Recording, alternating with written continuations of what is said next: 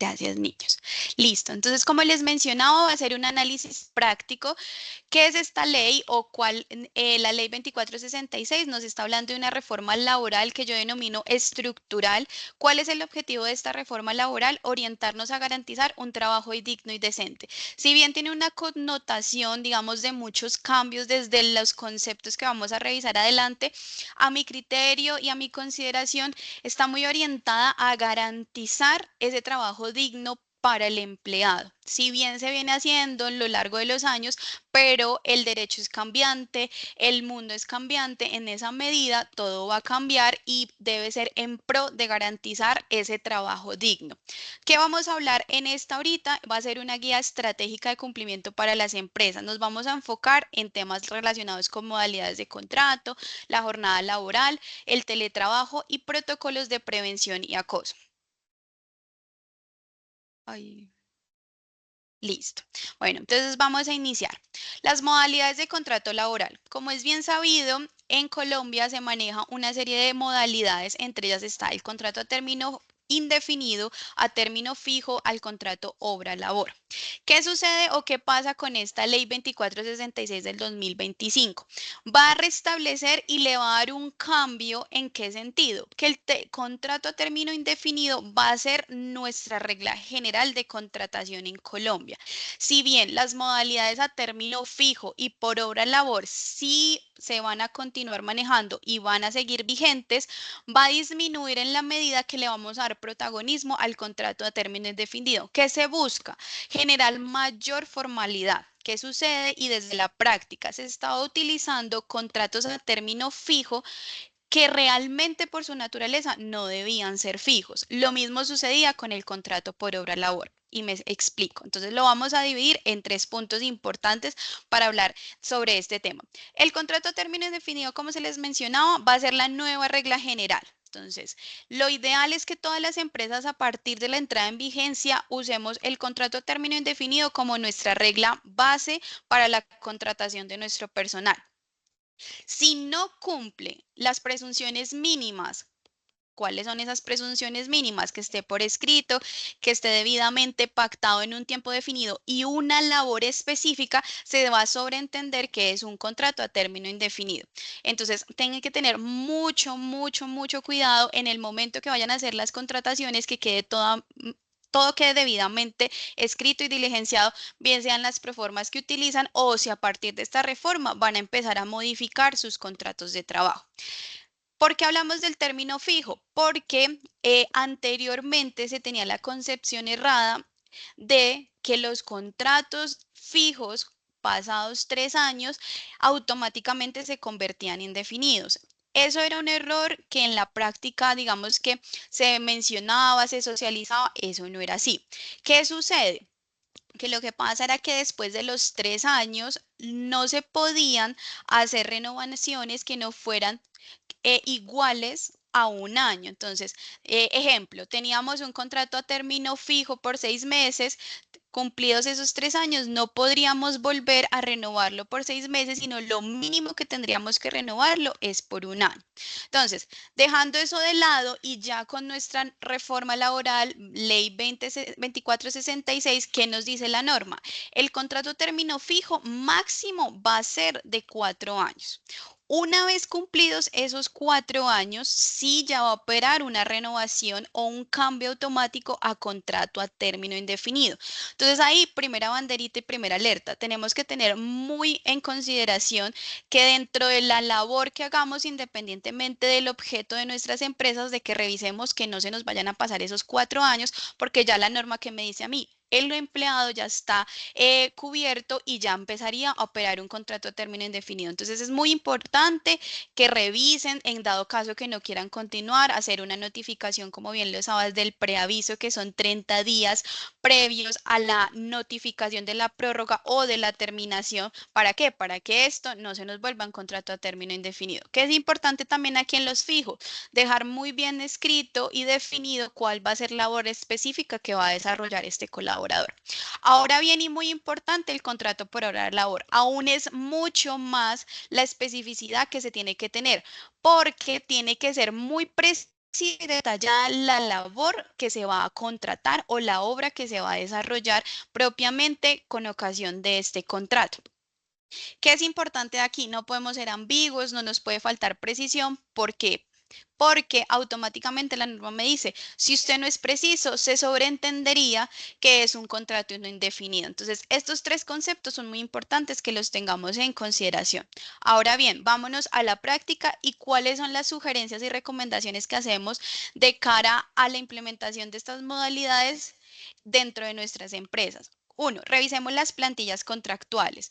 ¿Qué es importante? Que con base en esta reforma, cada uno desde sus áreas legales o de sus áreas de gestión humana validen y actualicen los modelos de contrato que se están incluyendo dependiendo de cada una de las modalidades. ¿Para qué? Para evitar las prórrogas automáticas o no obviar las notificaciones obligatorias dependiendo sea el caso fijo o contrato obra-labor.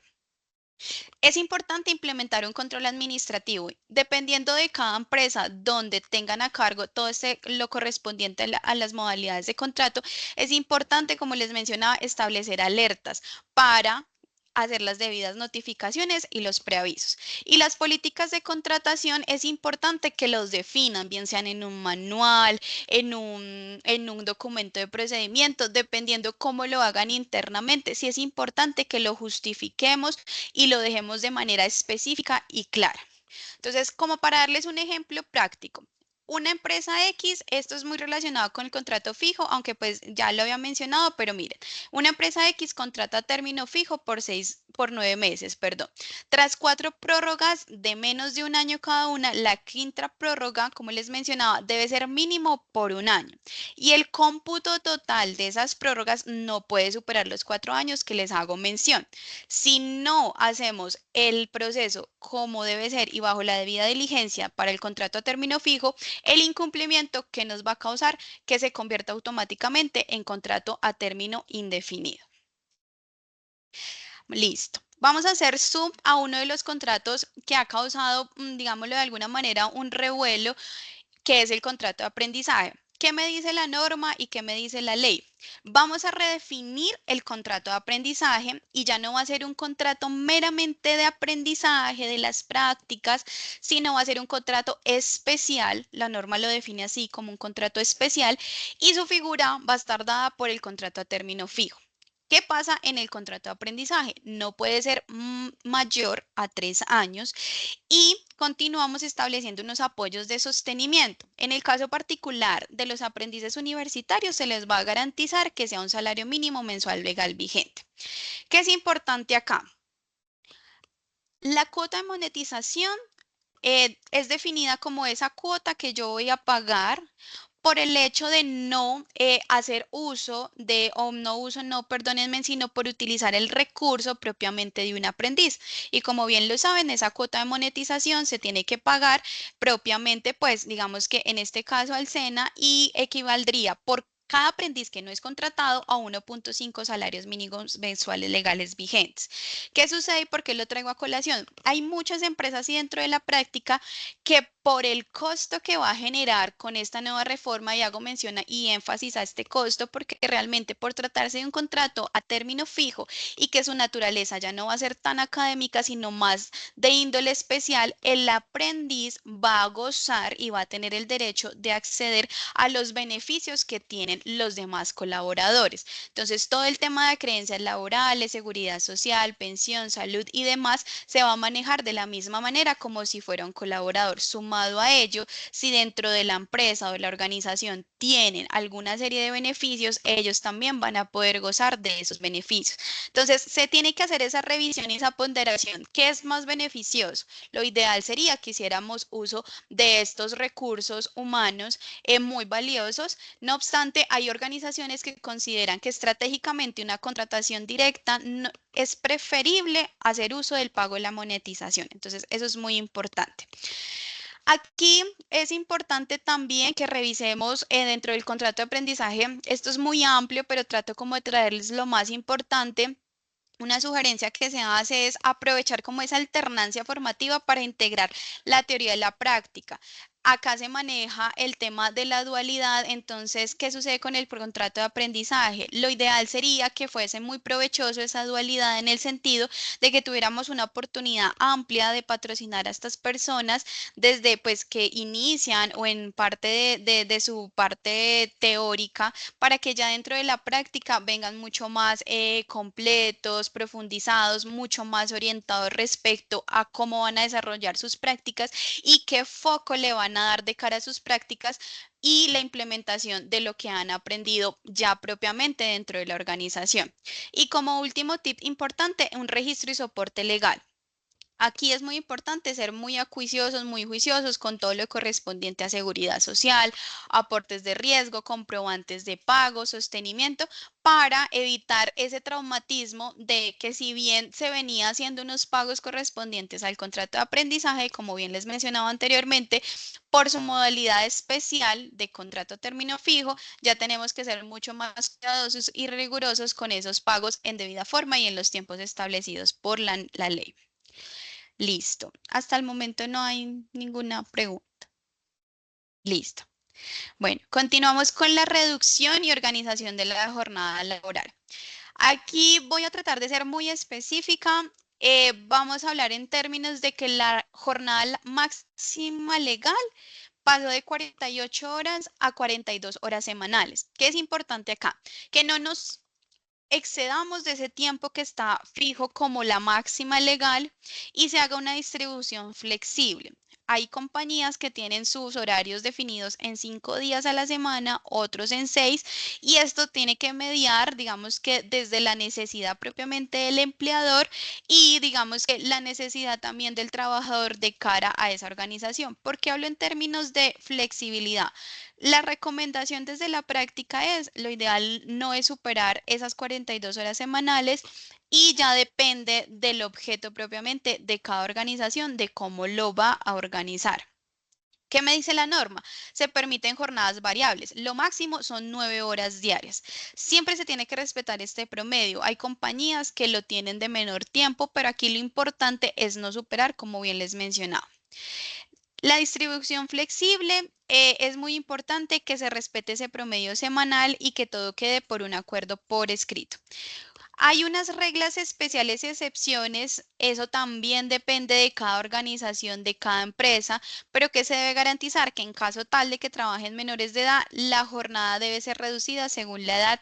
Y esto sucede muchas veces con el tema que les acabo de mencionar de los contratos de aprendizaje, donde si bien ya no tenemos como esa, a hoy, perdón, tenemos esa especialidad de ser un contrato a término fijo, sí es importante que no se exceda esa máxima legal. Particularmente con los menores de edad es importante que no aplica el trabajo nocturno. Es importante que tampoco estén sometidos a actividades peligrosas dependiendo de cada organización y la supervisión sí debe ser más constante que un colaborador, digamos, ordinario, por decirlo de alguna manera. También, ¿qué sucede? Las labores insalubres. La jornada máxima debe ser reducida en caso de que se den labores de esta índole. Deben haber descansos obligatorios. Esto sucede mucho con esas empresas o esas organizaciones que tienen trabajos complejos, duros, de trabajos físicos y demás. Y evaluaciones de periódicas de salud. Ahora bien, ¿qué otra regla especial tenemos? Los turnos excesivos. Es importante que si bien, como la norma nos dice, hay un cambio con el horario diurno, que ya las horas, digamos, diurnas van hasta las 7 de la noche, distinto anteriormente a la norma que me decía van hasta las 9, que ese es un cambio importante. También me dice, es importante que los turnos no sean excesivos y que el colaborador tenga la posibilidad de tener un descanso mínimo entre jornadas y asimismo rotación, registros de rotaciones y compensaciones por los turnos nocturnos. Ahora, me voy a la implementación práctica en la empresa. Perdón, muy similar al iniciar de las modalidades de contrato que tenemos que hacer aquí. Vamos a actualizar nuestra documentación contractual. ¿Qué es importante? Voy a revisar todos mis contratos de tal manera de que estemos cumpliendo y si es necesario a realizar algún tipo de otro sí o modificación contractual. Súper importante y lo vamos a ver más adelante en las diferentes presentaciones de los temas, el reglamento interno de trabajo. Es muy importante que tengan en consideración que el reglamento interno sí o sí lo debemos modificar de acuerdo con la reforma. ¿Qué me dice a mí la ley? Usted a partir de la entrada en vigencia tiene 12 meses para reformar su reglamento interno de trabajo. Implementar sistemas de control de horario. Dependiendo también de la naturaleza y el objeto de las compañías, pueden establecer mecanismos digitales o manuales para registrar entradas, salidas y promedios semanales. Esto está muy orientado a esas operaciones laborales de plantas donde se utilizan maquinaria. Entonces, ahí es muy importante que validemos porque eso está dado mucho por turnos. Entonces, es importante que dentro de las organizaciones, dependiendo, y nuevamente lo menciono, su naturaleza o objeto, establezcan este tipo de mecanismos. Ay, gracias, Lu, muy amable. Evaluar el impacto operativo y financiero.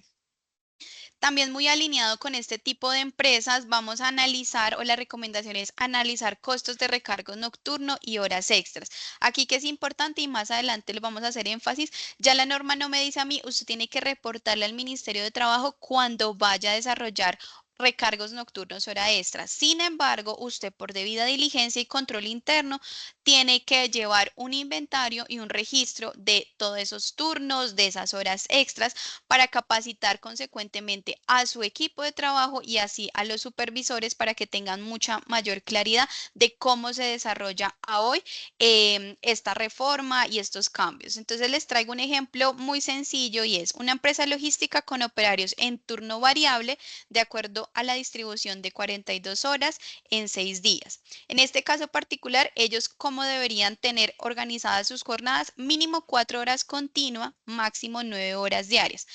Ejemplo más específico, lunes a viernes de 8 horas y el sábado 2 horas dependiendo de la necesidad, pero esto es muy orientado a las empresas de logística. ¿Qué es importante de acá? Hay que tener un acuerdo por escrito, lo que les mencionaba el otro sí, implementar los registros de control y no excederse de las 42 horas. Listo. Vamos a hablar ahora de otro tema muy importante que también tuvo una serie de modificaciones, como les mencionaba al iniciar la presentación, muy orientadas a garantizar y cuidar al empleado dentro del marco del derecho de debido proceso laboral reforzado. ¿Qué me dice a mí la ley 2466?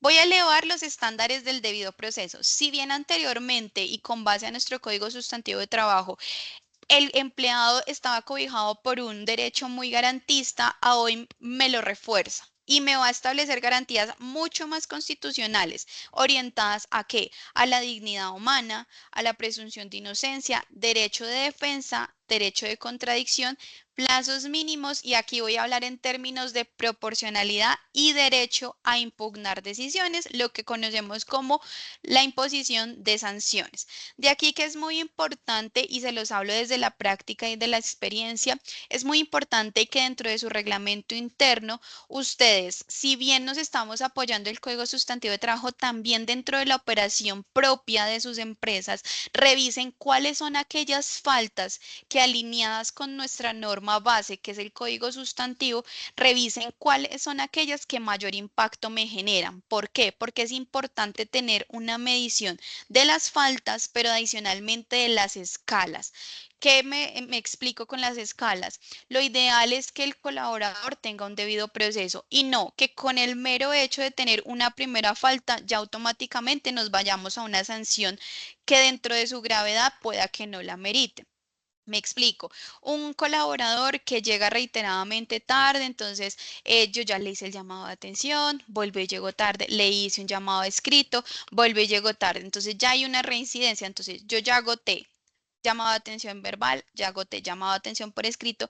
Ahora, digamos que yo tendría la potestad, si esto me está causando un impacto dentro de el orden y el core de mi negocio, yo ya puedo darle apertura a un proceso disciplinario. Otro ejemplo muy sencillo, una persona que causa una falta grave, no sé, vayámonos al extremo, golpea a uno de sus compañeros. Realmente yo no voy a agotar esas instancias porque dentro de mi reglamento y alineado con la norma es una falta considerada como grave. Yo automáticamente puedo abrirle proceso disciplinario y puedo hacer todo el proceso que enseguida vamos a explicar para efectos de imponer una sanción. Yo lo divido en 4 etapas importantes. La primera es la notificación de apertura. La notificación de apertura la tiene que hacer el líder del colaborador o la persona que está a cargo de este colaborador que comete la falta. ¿Qué es importante? Tengo que aportar las pruebas iniciales de que agoté este debido proceso o esas instancias previas de sanciones. Adicionalmente, tiene que ser muy clara y precisa y completa. ¿Por qué? Porque dentro de cada una de sus organizaciones, el área o la persona que tenga a cargo los procesos disciplinarios tiene que contar con todo este material probatorio para analizar la falta, validarla en concordancia con el reglamento interno de trabajo y poder determinar con claridad cuál es la falta que se cometió y cuál va a ser la posible sanción.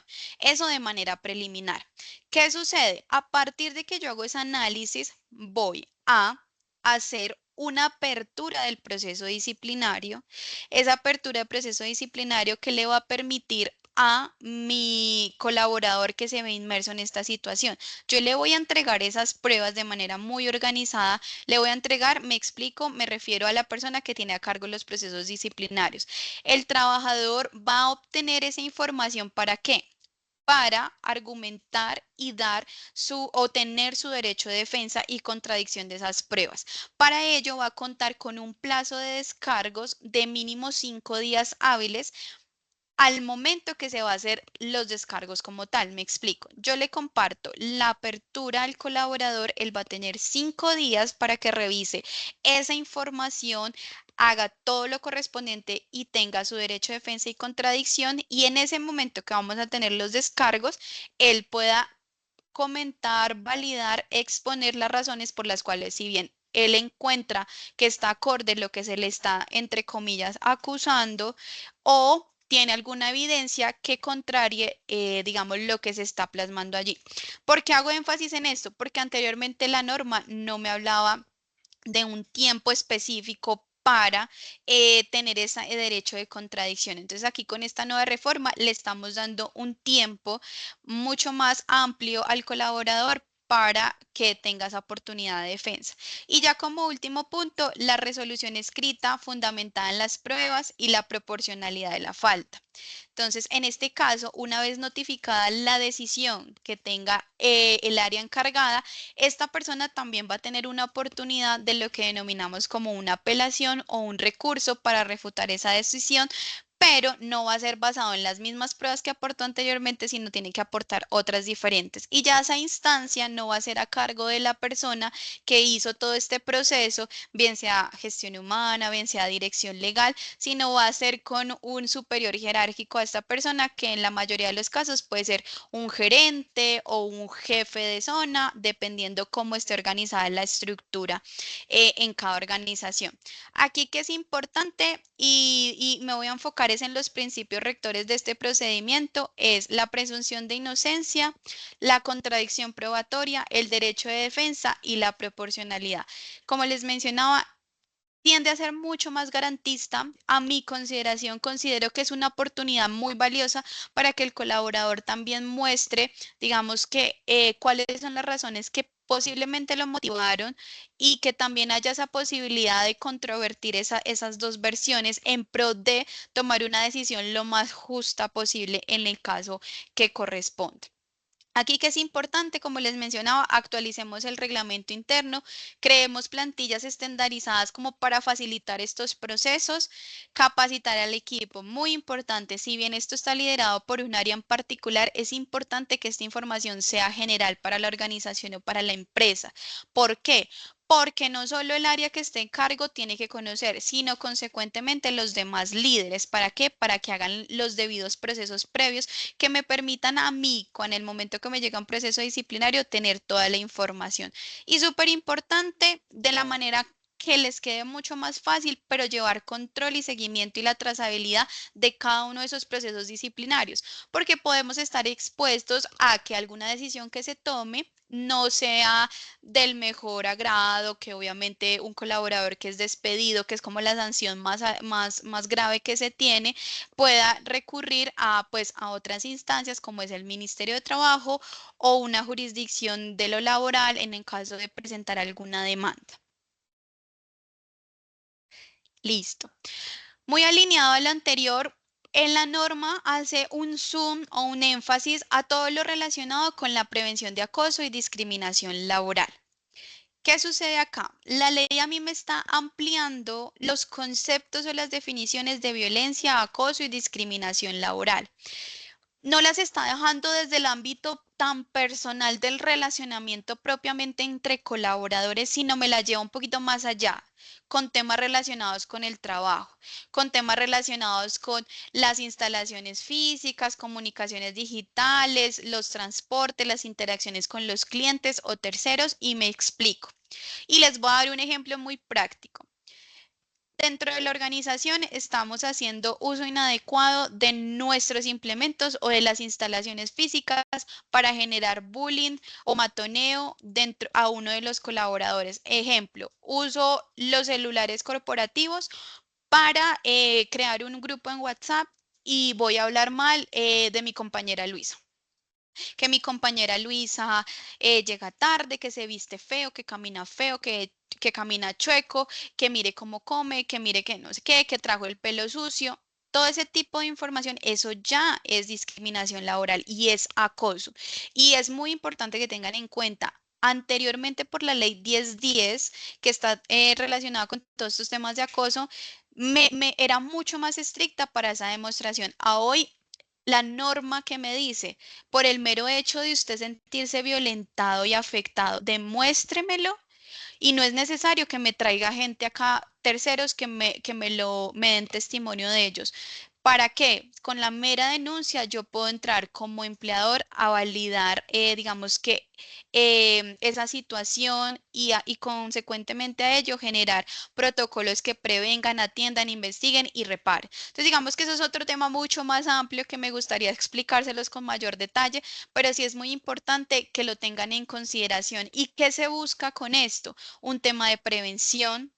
Es importante que dentro de sus organizaciones hagan campañas de sensibilización.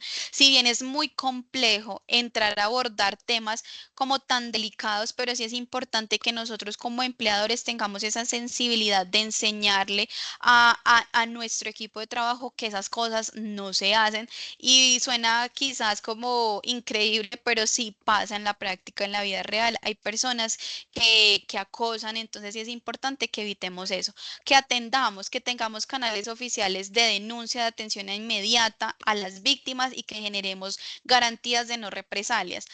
Ejemplo, comités de convivencia laboral, comités éticos, que sean fuentes para o opciones para que las personas busquen y traten de o resolver un conflicto o alertar y reportar sobre una situación que no debe ser. Y asimismo, y alineado a lo anterior, la investigación.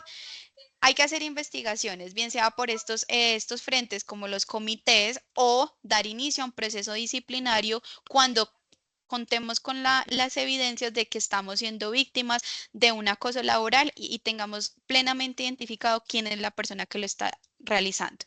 Eso, para ello tenemos que tener una documentación clara, que eso es toda la trazabilidad que es importante que tengamos en consideración en los distintos frentes que hemos abordado. Y la reparación. Como empleadores también tenemos esa responsabilidad de apoyar a un colaborador en caso tal de que se vea inmerso en estas situaciones y garantizar que esto tenga, pues no se vuelva a generar como tal. Súper práctico, me voy a enfocar en el protocolo empresarial como lo hemos venido desarrollando, diseñar y actualizar protocolos. enfocarse en cómo se mueven los comités, cómo se mueven los procesos disciplinarios, documentarlo, tenerlo muy claro y compartirlo, socializarlo con los equipos de trabajo. Capacitar en este caso también al equipo en general, no solamente los directores, los jefes, líderes, dependiendo de la denominación en cada una de sus empresas, sino también al cuerpo general de la planta de trabajo e implementar medidas. Esas medidas se implementan para reparar. Si bien nosotros no somos dadores y no tenemos esa expertise en este tipo de temas, tenemos que apoyar y orientar o trasladar este tipo de situaciones a personal calificado y externo para que apoye al equipo de trabajo, a la persona que se ve involucrada. Listo. Pasando ya como en otros temas, vamos a hablar del teletrabajo y el trabajo remoto. Creo que esto también es o considero que es un tema de bastante relevancia dentro de todo lo que implica esta reforma laboral. ¿Y qué me dice la ley 2466? Vamos a implementar una figura mucho más amplia.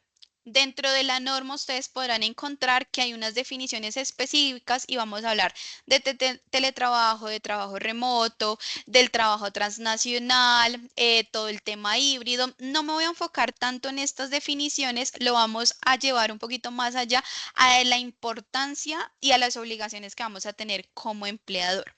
Entonces, ¿qué sucede acá? Vamos a hablar de un teletrabajo donde va a haber una prestación de servicio en un lugar distinto a las instalaciones del empleador. En este caso puede ser de dos modalidades, o 100% remoto o híbrido, dependiendo de la flexibilidad o de común acuerdo que se llegue con el empleador.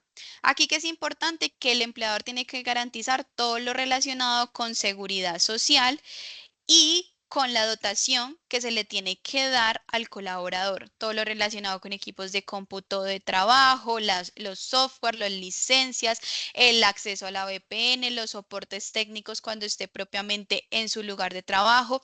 Asimismo, tienes que garantizar que el colaborador, si bien sea 100% o híbrido, va a contar con las herramientas y un lugar o un puesto de trabajo adecuado a las necesidades de cada colaborador. Entonces, ahí es muy importante esa integración de tres frentes dentro de la organización: gestión humana, seguridad y salud en el trabajo y en dado caso de legal, por si ustedes consideran a bien sabido que se tiene que dejar un otro sí donde conste que en efecto este colaborador va a manejar una modalidad de trabajo distinta al convencional, que es 100% presencial.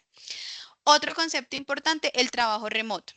El trabajo remoto es ese trabajo que se da muy irregularmente con los vendedores externos, por ejemplo, los tienda a tienda, los que están en calle. Realmente ellos no tienen un puesto o un ciento de fijo y se movilizan, digamos que en distintos lugares fuera de la oficina. Con ellos es muy importante que en el otro sí, dependiendo cada organización, se deje por escrito que esas van a ser sus funciones. O otro caso es trabajo remoto cuando, por ejemplo, por la necesidad de la situación, no sé, un tema de caída de red, dentro de la instalación me refiero, o particularmente una situación eventual con algún trabajador, no puede asistir a la oficina. No tiene que quedar específicamente escrito, pero sí como sugerencia es importante que si la persona va a trabajar de manera remota, se deje como una trazabilidad muy sencilla, muy simple, en la cual esta persona está trabajando. ¿Qué sucede específicamente con este trabajo remoto? Yo como empleador no estoy en la obligación de decirle dónde está ubicado en ese momento, pero sí es responsabilidad del colaborador garantizar que en ese tiempo que esté de manera remota cumpla con las labores que están asignadas. Aquí que es importante la flexibilidad horaria, que está muy apalancado con todo este tema, la reducción de la jornada laboral. Aquí que es muy importante que el trabajo presencial va a tener horarios variables o personalizados dependiendo de cada colaborador. Ejemplo, que voy a tener tres horarios en mi compañía, entonces voy a tener uno de 7, 8 y otro de 9 y consecuentemente la hora de salida va a ser dependiendo de cada ese horario y está más aterrizado a la necesidad propia del colaborador. Aquí que es también importante en este tema, que en el caso particular de cuando se está hablando de un trabajo, un teletrabajo, tenemos que tener en consideración que sí estoy obligada a un tema de auxilio de conectividad digital, que es el auxilio que entraría a reemplazar el auxilio general que se le da de dotación de transporte y demás a los colaboradores. Entonces, lo entra a sustituir porque si bien ya no hay un desplazamiento como tal del colaborador, vamos a tener un auxilio de conectividad digital que oscila en un tope de 2 salarios mínimos en el caso de los trabajadores que ganen igual o inferior a 2 salarios mínimos, sí tienen que recibir ese auxilio de conectividad. Si superan este monto, pues se sobreentiende que no lo va a recibir. ¿Qué busca? Compensar todo el tema de costos, internet, energía eléctrica, porque su espacio está dado propiamente en su lugar de residencia. Aquí súper rápido, el plan de implementación, muy alineado con los anteriores, es actualizar las políticas internas, modificar los otros sí o el contexto contractual que da lugar, identificar el tema de los beneficiarios de auxilio para que lo tengan muy mapeado, muy organizado y no nos saltemos la norma. Control de la jornada, muy importante, no hago zoom a esto, pero la política de desconexión laboral. Si bien hay colaboradores que pueden estar trabajando en su casa, igual ellos tienen el derecho a tener su jornada laboral normal. Ello no debe dar pie a que se excedan y se extralimiten, porque la desconexión laboral es un respeto y es un derecho que tiene el colaborador sin excepción alguna, obviamente garantizando que se dé cumplimiento de las labores que tiene asignada el colaborador. Muy importante, la intervención de riesgos laborales, todo el tema de seguridad, salud en el trabajo y como última recomendación, tener esa cobertura y ese tema muy amplio del soporte porque va a ser un colaborador que va a estar por fuera de las instalaciones. Entonces, tenemos que tener un soporte técnico muy amplio que apoye a estos colaboradores que están bajo esta modalidad. Les voy a dar dos casos prácticos. La idea es que lo socialicemos en conjunto, pues para que haya una interacción. Son situaciones de la vida real, son situaciones que pasan en cualquier ambiente de trabajo. Eh, no sé si alguno ha tenido la manito levantada, pero pues es el momento que podemos socializarlo. Ninguna respuesta es errada, pero lo ideal es orientarlo a lo que me dice la norma y al contexto laboral colombiano. Entonces tenemos un caso uno y es contratos sucesivos por hora labor. Esto sucede muchísimo en una práctica y traigo un ejemplo. Una empresa constructora tiene 10 empleados trabajando en una misma hora durante 3 años continuos mediante contratos sucesivos por hora labor. Los contratos indican genéricamente construcción de edificio, sin detallar fases, etapas, productos específicos de cada contrato. Entonces, como profesional en derecho o como profesional de alguna organización, yo que me tengo que preguntar y es, ¿estos contratos se entienden convertidos en indefinido bajo la ley 2466? Entonces, aquí es donde yo tengo que entrar a analizar y validar dentro de mi organización cómo operaría. A mí que me exige la ley y con base en lo que hemos revisado, me solicita, me obliga, pónganle en término que ustedes mejor consideren que en un contrato de obra-labor tiene que haber precisión de la obra o de la labor, valga la redundancia. Yo no puedo simplemente decir construcción del edificio porque la construcción del edificio y ya alguna de pronto de las empresas que nos esté acompañando en este espacio, mejor lo sabrán que yo, esto se tiene que definir por unas etapas y unas fases porque una construcción no va a ser infinita en el tiempo y no va a durar N cantidad de años. Entonces, ¿cuál es nuestra recomendación? Dentro de ese contrato se tiene que especificar qué va a ser esa labor específica que va a desarrollar cada uno de estos 10 empleados que está trabajando en esta misma hora. ¿Eso que me va a permitir a mí tener mayor control y registro de las labores que tengo asignada a cada uno de ellos? Ahora bien, esa sucesividad, como la llamamos por 3 años, sin una precisión, nos da a entender que no es una labor transitoria, sino se puede catalogar como permanente. Entonces, en ese orden de ideas sería contraria o estaría contrariando la naturaleza propia de ese contrato. Entonces, no sería temporal, sino sería permanente por el tiempo. Entonces, ¿cuál es la recomendación que nosotros hacemos? Si la obra continúa, ustedes tienen que formalizar inmediatamente estos contratos a término fijo o indefinido según la necesidad. Les traigo como a colación un caso que hace poco tuve que apoyar. Básicamente lo mismo. Llevaban 5 años con colaboradores con esta modalidad y los contratos decían por 6 meses y llevaban 5 años trabajando así. ¿Qué pasaba? Que la compañía se apoyaba en ese contrato inicial y los distribuían diferentes obras. Entonces, eso es una exposición legal muy grande. Entonces, la sugerencia es revísenlo, valídenlo, determinen si en efecto van a continuar con esa modalidad asumiendo ese riesgo legalmente hablando, o los vamos a cambiar a otras modalidades, bien sea fijo e indefinido, pero siendo muy específico a qué los van a enfocar, o sencillamente decir, este colaborador va a ser empleado en distintas horas durante este tiempo específico y eso les va a permitir tener mucho mayor control. Ahora bien, si la obra terminó, lo ideal es liquidar correctamente a este colaborador y dejar todo muy bien documentado sobre la obra real. Entonces, ahí es importante que tengan en consideración que si no lo hicimos juiciosamente al principio, vamos a estar ahí como inmersos en posibles diferencias en el momento de la liquidación o expuestos a alguna inconformidad por parte del colaborador por una mala práctica en la contratación. Otra recomendación, revisen todos los contratos, validen el nivel de detalle y en adelante redacten cláusulas específicas. Para este ejemplo, ¿cuál es mi sugerencia? Hagan unos cronogramas, unos entregables, unas bitácoras que les permiten a ustedes tener en consideración cuándo se termina ese contrato y realmente tener ese soporte que me permita a mí estar fuerte o sólido en el momento de alguna inconformidad por alguno de los empleados. Y tenemos un caso B que está relacionado con todo el tema de acoso laboral y consecuentemente alineado con el debido proceso, que es un proceso, vale la redundancia, disciplinario. Entonces, ¿cuál es nuestra situación? Una trabajadora del área comercial denuncia ante recursos humanos que su jefe directo le hace comentarios inapropiados sobre su apariencia física, le envía mensajes de WhatsApp fuera del horario laboral, con contenido personal, hago énfasis, nada laboral, y ha amenazado con no renovarle el contrato si no mejora su actitud. Otro compañero confirma haber escuchado comentarios similares, el jefe niega las acusaciones y afirma que la trabajadora tiene bajo desempeño.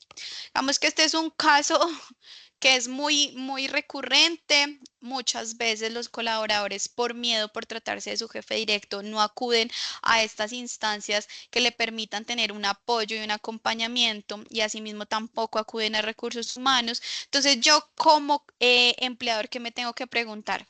¿Cómo debo procesar esta denuncia? ¿Cómo hago que se dé en un debido proceso? ¿Y qué medidas cautelares, o no pongámoslo en medidas cautelares en un lenguaje más simple, sino qué decisiones tomo para mejorar este tipo de situaciones y que se puedan adoptar de manera inmediata? ¿Qué análisis les puedo hacer? Y esto es un tema muy complejo, entonces de tan complejo que es mejor como hablarlo con mucho tacto. Tenemos que partir que el tema de acoso laboral sí se puede validar como empleador. Ya un tema de acoso sexual, digamos que ese componente sí se sale ya del control y nosotros como empleadores no estamos, digamos que en la competencia para tratar de temas cuando ya se hable de acoso sexual. Lo traje aquí como ejemplo porque sí es importante que lo tengamos en cuenta. Nosotros podemos revisar muchos temas, pero cuando ya se trata de acoso sexual, eso sí ya tiene que ir a una instancia distinta y nosotros como empleador no estamos, digamos que, en la capacidad de resolver este tipo de situaciones y ya el empleado sí tiene que acudir a otras instancias legales. Pero, ¿qué puedo hacer yo? Debo actuar inmediatamente como empresa, garantizando que ambas partes estén bien, tanto la víctima como el presunto victimario. ¿Qué es mi recomendación aquí? Que lo sometamos a un comité de convivencia laboral por el índole de los horarios, los mensajes en horarios no laborales, por el tema de amenaza. Busquemos siempre acudir como esa primera instancia de conciliación. Si ya agotado esto, definitivamente es muy complejo resolver este tipo de asuntos. La sugerencia más importante sí es acudir como a otras instancias o tomar decisiones al interior de la organización, sin que con esto yo les diga despedir a los colaboradores, pero sí validar de manera muy objetiva la situación que se está dando. Entonces, estos dos casitos ilustran en la práctica cómo se está implementando esta reforma. Nuevamente les insisto, es importante dejar todo por escrito, realizar todos estos análisis desde la proporcionalidad de las faltas, que ustedes sean muy organizados y muy juiciosos con toda esa actualización del reglamento interno, que esa es nuestra base y como que nuestra ruta de trabajo en cualquier situación. Y ya para finalizar, es un tema mucho más reflexivo. Estos temas que están relacionados con la reforma laboral, la ley 2466, no debemos verlo solo como una obligación legal. Es, a mi consideración, es una oportunidad que nos está dando esta norma para fortalecer temas de cultura organizacional, validar y tener mucho más en consideración los derechos propiamente de los trabajadores y minimizar esos riesgos laborales. Entonces, de aquí es la importancia que generemos una relación mucho más armónica de lo que a mí me pide la norma respecto a cómo se mueve mi negocio en pro de estar bien como empleador, cumplir lo que a mí me pide la norma y adicionalmente ser una buena marca empleadora, como dicen por ahí. Y las recomendaciones ya finales, designar representantes para que se apropien de esta reforma, la empiecen a ajustar, la revisen dentro de su organización y actualicen lo correspondiente. Establezcan cronogramas. Es muy importante que establezcan cronogramas que se apoyen de matrices para determinar, para chulear, para decir esto sí lo tengo, esto no lo tengo, esto lo puedo mejorar y mantener todo conforme me lo pide la norma, el Ministerio de Trabajo. En casos que ustedes definitivamente digan, no, esto no sé cómo hacerlo, no sé, mi recomendación principal, y hago énfasis en esto, yo me baso desde la práctica, desde el conocimiento del día a día, pero hay personas especializadas en temas de derecho laboral que que pueden ir mucho más allá y que pueden explicarle con mayor detalle, porque como bien les mencionaba al inicio, estos son algunos temas nada más. Realmente esta reforma abarca muchos conceptos que pues realmente es muy poquito el tiempo para explicarlos en una hora, pero espero realmente que hubiese sido provechoso el espacio, que les sirva para tener una base normativa y legal para iniciar. Si ya los que iniciaron con todo este tema de cambios y actualizaciones, espero que les hubiese aportado un adicional dentro de su labor. Y si ustedes también lo consideran, si necesitan alguna asesoría adicional mucho más personalizada, ya mi compañera Luisa les puede apoyar desde el área comercial, cómo los podrían orientar para las implementaciones propiamente de cada una de sus empresas. Y muchas gracias a todos.